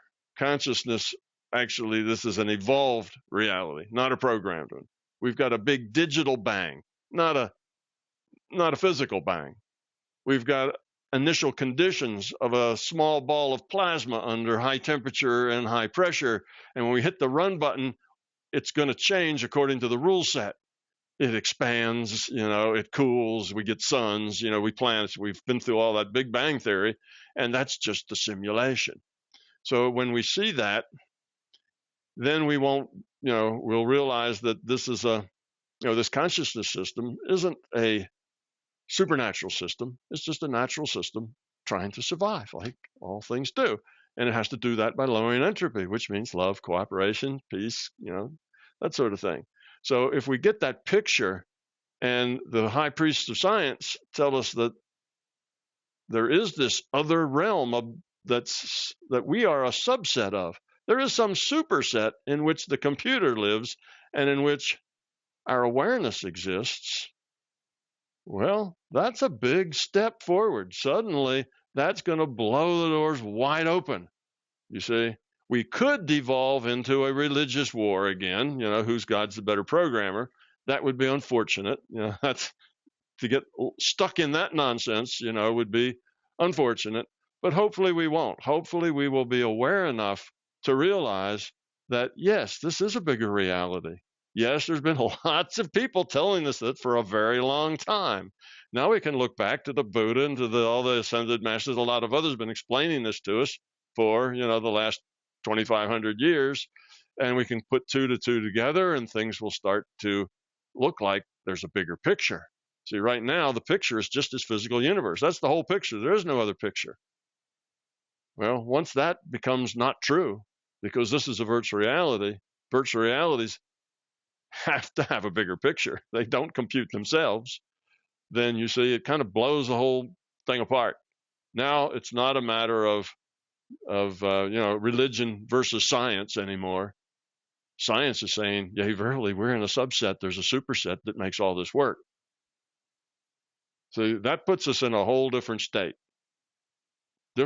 altogether. And hopefully in a decade or so, we can kind of absorb all that and figure out, well, what does this really mean to us? And hopefully if there's enough people on the planet that do see a bigger picture, we can kind of steer it to a more productive result rather than regressing into religious wars. You see, I don't think we'll do that. I believe we're maybe smart enough now that we won't take that path, although there will be those who will try to push us to that path, and there will be those that will flock to that path because that's where belief takes you. That's where fear takes you. But hopefully there'll be enough that we won't stay there long or we won't go there at all. And when people understand the nature of a virtual reality and understand that consciousness is the computer, the next paradigm shift is, well, if consciousness is computer, then love is the answer. That's what we're here about. Once they understand what consciousness is, the fact that love is the answer is the next logical step after that. So I see that our technology and our science and our internet are all going to play a big role in this. You see, we've had these little bubbles of enlightenment, let's call them, for centuries, for millennia, all over. But they've all been isolated. Okay, the Buddha and his little group, yeah, they started a big movement that's still chugging along today with millions of adherents, but still, it's all isolated. They're all isolated within their own areas, geographically, within their own languages. It's not worldwide. It's not collective.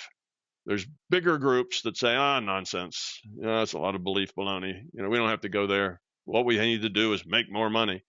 We have a lot of that going on.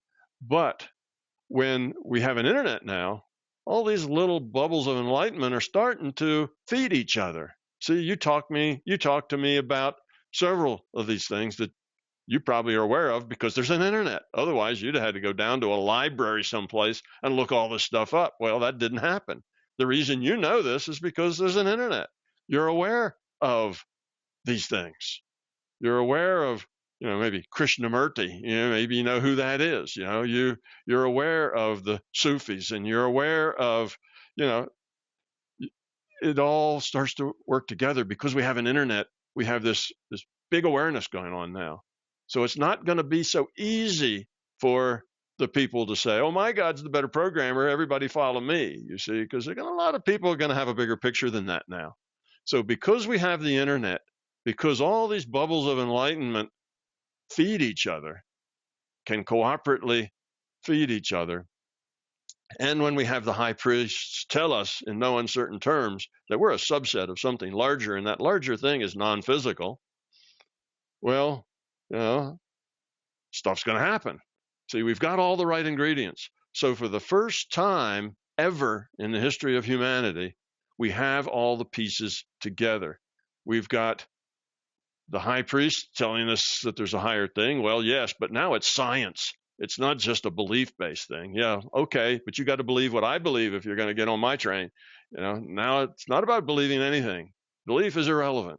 This is science. There's this higher order existence. That's a science. It's not belief. Everybody can come to this party. You don't have to believe anything or swear or make a creed or donate money, a tenth of your income every year or anything. It's science. It's there for everyone, and we're all plugged in to all the bigger picture stuff that's around for everybody to come to. So yes, I see that as being the first time in the history of mankind have we had all the pieces together. We got it wouldn't work without the internet. Even if all the scientists said, yea, verily, we live in a virtual reality and we're just a subset. If there was no internet, well, 100 people would know. 10 years later, 200 people would know, and oh, yeah, they printed in their journals and things and whatever. And it would be, yeah, okay, they say that, but they probably don't know what they're talking about. It wouldn't be what it can be because we've got an internet. So we've got an internet that lets us communicate worldwide instantly. Wow, that's a powerful tool. And we're going to have science that has become the high priest that everybody believes because that's just rational stuff. That's not belief stuff. But you can bet on that. That's experiments backing that up, you see. So we've got all of that. Never happened before in the history of man that we had these things all together at the same time. So yes, in another decade, this thing could do that. I have noticed that from, like I said, decade and a half ago, me and 3 other people thought virtual reality was a good idea. Now there's tens of thousands of people who think it's a good idea. Most of them are scientists, you see. That's in a decade, decade and a half. That's a lot. It's gone up by, 100,000% more people. Well, that's pretty big. So I'm thinking in another decade and a half from now, we will already have gotten to the point where virtual reality is the answer. Yes, we're a subset of something bigger and it's non-physical.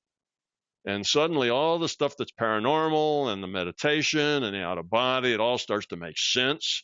That's what science does. Science takes things that used to be mystical and non-understandable and turns them into things that are normal and understandable. That's what science has always done, right? From, why do we have 4 seasons? Well, that was mystical because God gave us 4 seasons is why we have them. But no, we find out it's because the Earth has a axis on an angle and it goes around the sun, and different parts of the Earth, are in the sunshine and in the shade at different times. So science makes things that used to be mystical normal.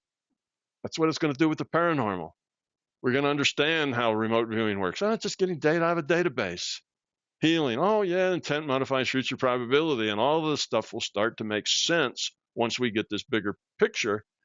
And when that does, you see, we're in a whole different probability space now. Right now, we, collective consciousness, have a very limited set of choices of where we can go because our beliefs and our fears limit us. When our beliefs get shattered by virtual reality and the new science, then we'll still have all those fears to deal with, and that'll be a little rough. But I think we have a chance in 2-3 decades of turning this thing around to where people become aware of themselves as individuated units of consciousness that are here to grow up and become love. That would make a huge difference, a really huge difference. So it wouldn't be just you and I talking about this. It would be you and I and 800 million other people would be doing the same things that we're doing, you see, and that will change everything. Then the other, 6 billion will come along. They'll come along for the ride. They'll do what everybody else does.